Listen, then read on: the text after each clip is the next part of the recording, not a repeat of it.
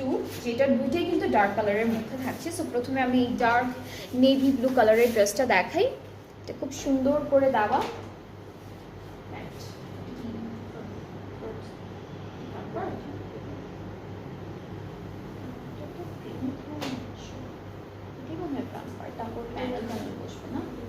ওকে, so front পার্টে কিন্তু একটা ওয়াটার প্রিন্ট আছে। হ্যাঁ, ওকে, সো ফ্রন্ট পার্টে কিন্তু একটা ওয়াটার প্রিন্ট আছে অ্যান্ড দেন এভাবে এমব্রয়ডারি করা থাকবে। মাঝখানে পার্টটা হলো পুরোটা এমব্রয়ডারি করা। এটুকু হচ্ছে ব্যাক পার্টটা আমাদের, এটা হচ্ছে আমাদের স্লিভসের পার্টটা। এখন অনেকগুলো প্যানেল দেখাবো। এই ড্রেসটার সাথে বেশ কতগুলো প্যানেল দিয়েছে। আচ্ছা, সো এটা একদম দামানের বর্ডারে বসবে, এখানে ট্রান্সপারেন্ট সিকোয়েন্সে কাজ করা। এটাও দামানে, এটাও কিন্তু দামানের জন্য ফ্রন্ট ব্যাক পার্টের।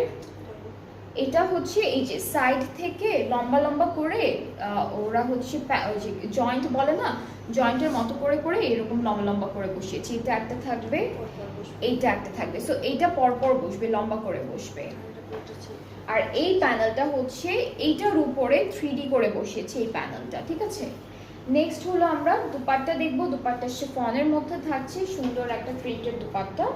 সো এই যে এটা হলো দুপাট্টা, ট্রাউজারটা এক কালার নেভি ব্লু কালারের উপরে ক্যামব্রিক কটন। অ্যান্ড এই সুন্দর ড্রেসটার প্রাইসটাও সেম থাকছে 5550।